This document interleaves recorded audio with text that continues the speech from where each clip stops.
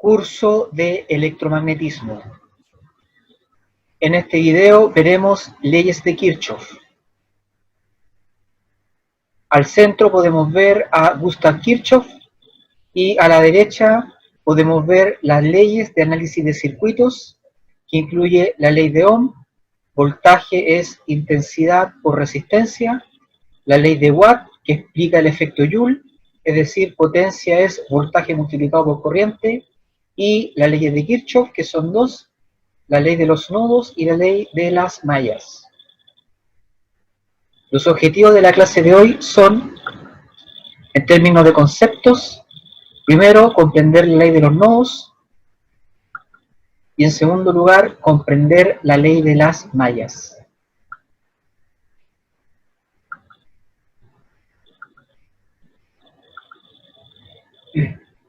Las leyes de Gustav Kirchhoff fueron presentadas en 1846 y permiten describir el comportamiento eléctrico de un circuito a partir de la conservación de la carga eléctrica.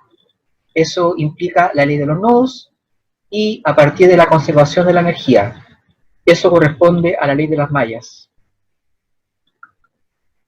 La elaboración de estas leyes fue un avance increíble porque en esa época la tecnología era muy primitiva y además, teóricamente, estas dos leyes preceden a las ecuaciones de Maxwell que recién se presentaron en 1865.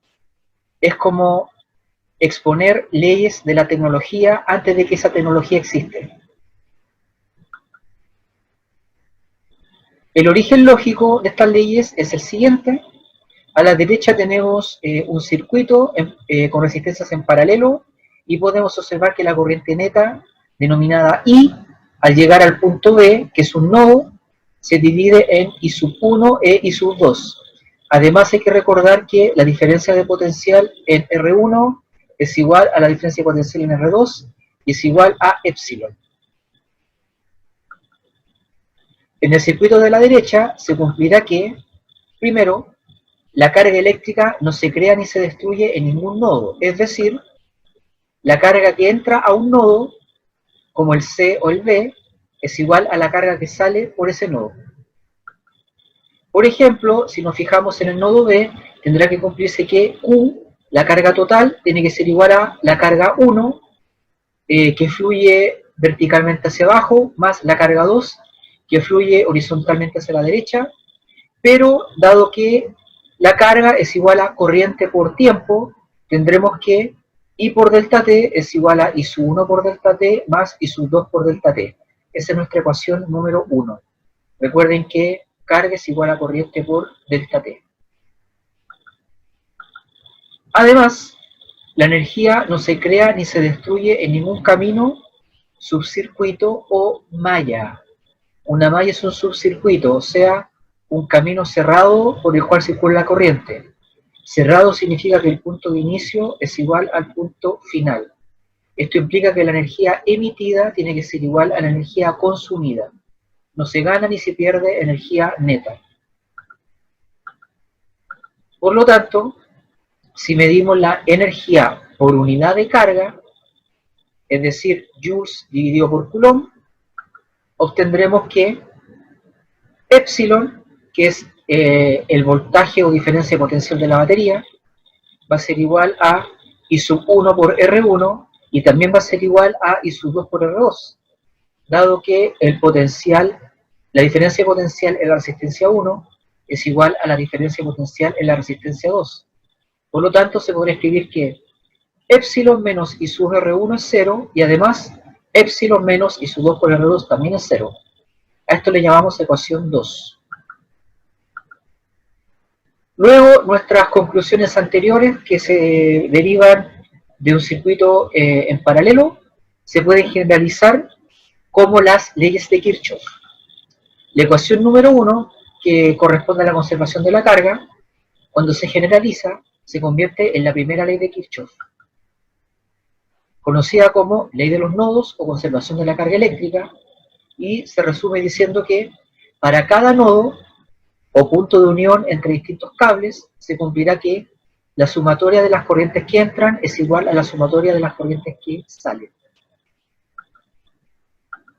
Y la ecuación número 2, relacionada con la diferencia potencial, se convertirá en ley de las mallas o conservación de la energía. Comenzando en un nodo, para cada malla o subcircuito cerrado, se cumplirá que la sumatoria de las corrientes por las resistencias más la sumatoria de las diferencias de potencial epsilon generadas por las baterías o por las fuentes de energía eléctrica tiene que sumar 0. Donde en esta sumatoria se debe utilizar la siguiente convención. La corriente I sub J de la primera sumatoria irá positiva si la malla se recorre en contra del sentido de la corriente. Como hay una malla o subcircuito, esta tiene que ser recorrida para crear la sumatoria. Se puede recorrer a favor o en contra de I sub J. Y la segunda convención es que la FEM epsilon J irá positiva si la FEM se atraviesa desde el polo negativo de la FEM hacia el polo positivo. Esas son las dos leyes de Kirchhoff. Aplicación. Tenemos un circuito en paralelo, este es el caso sencillo. Se puede identificar claramente que las resistencias están en paralelo. Epsilon vale 14 voltios, R1 vale 8 ohm y R2 vale 13 ohm. En el nodo B entra la corriente I y sale la corriente I sub 1 e I sub 2.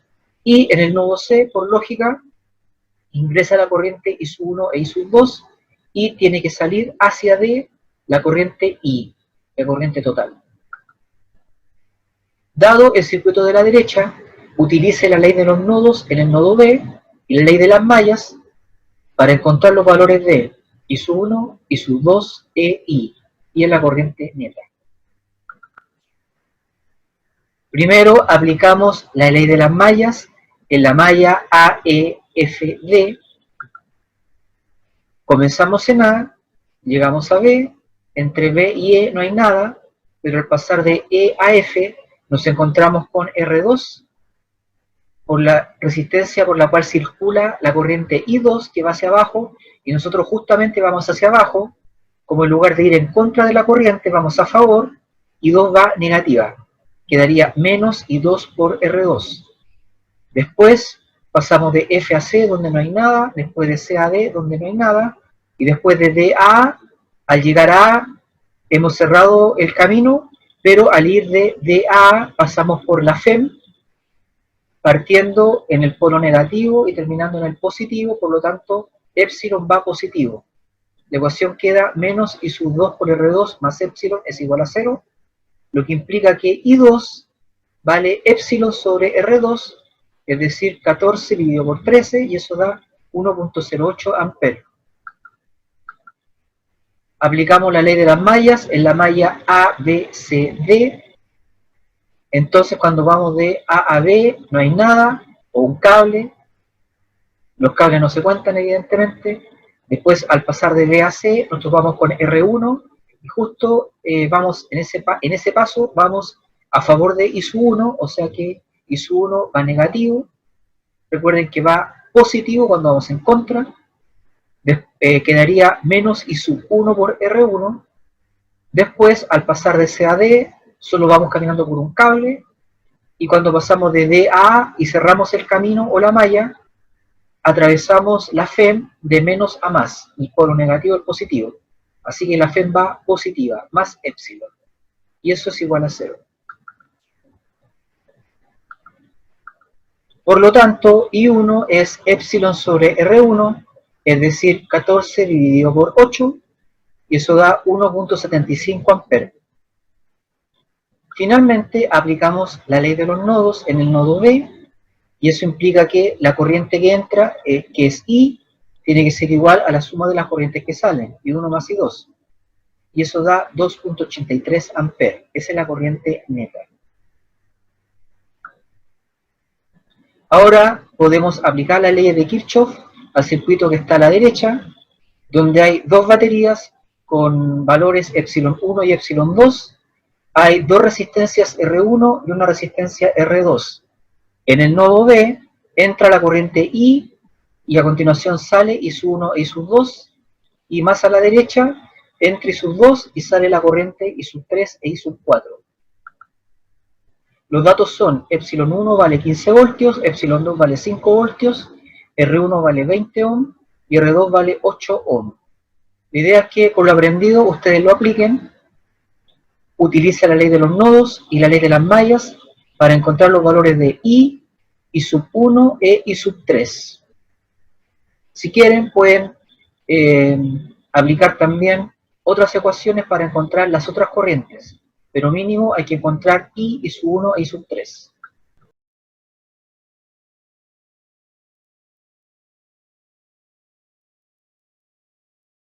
Si quieren aprender más sobre estos temas, pueden revisar Física, Conceptos y Aplicaciones de Paul Tippens y Física Universitaria de Jan, Freeman, Sears y Szymanski.